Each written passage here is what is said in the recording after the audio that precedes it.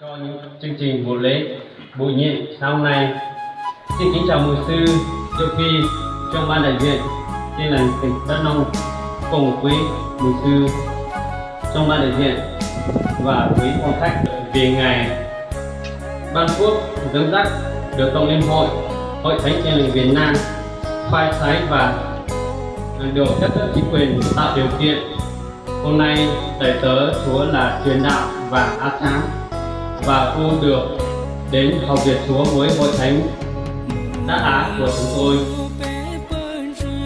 Thay cho Hội Thánh, tôi xin hoan nghênh và chào đón đầy tớ Chúa và áp sáng và cô về đảm trách viện nhóm Tin Lành Đắk Á bắt đầu từ hôm nay.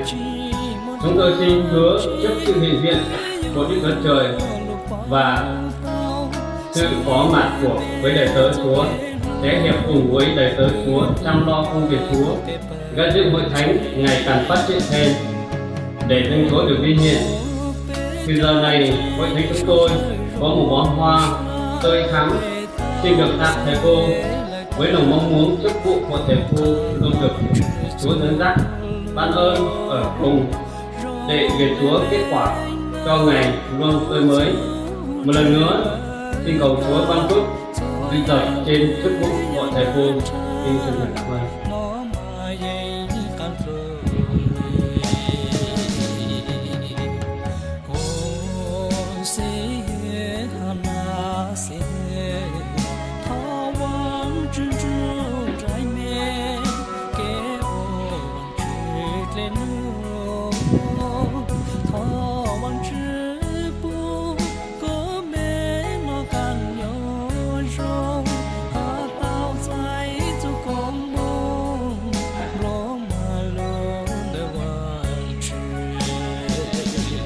Rồi, xin cảm ơn thêm ban điều hành về bắt tay thầy cô, rồi chúng ta được lượt về lại vị trí của mình.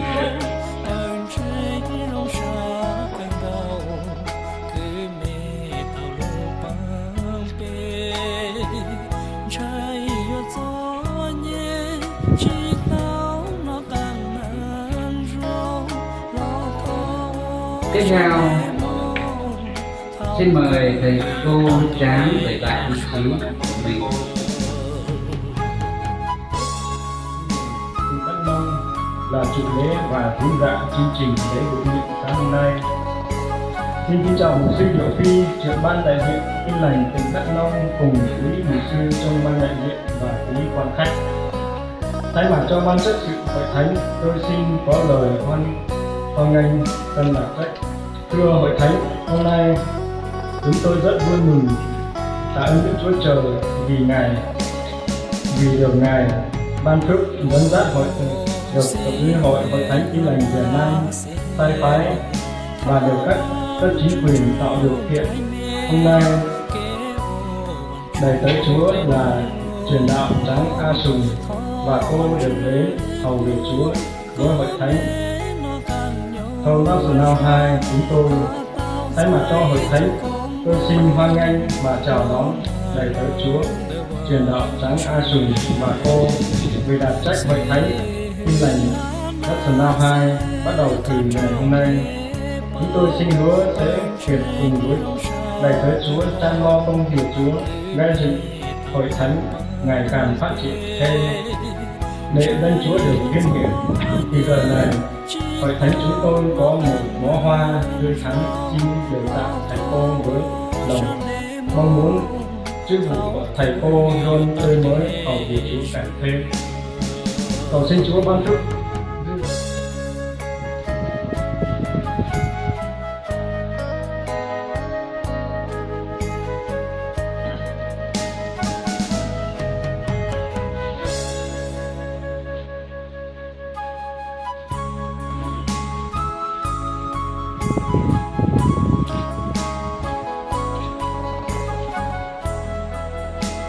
Mời ban điều hành của Hội Thánh về bắt tay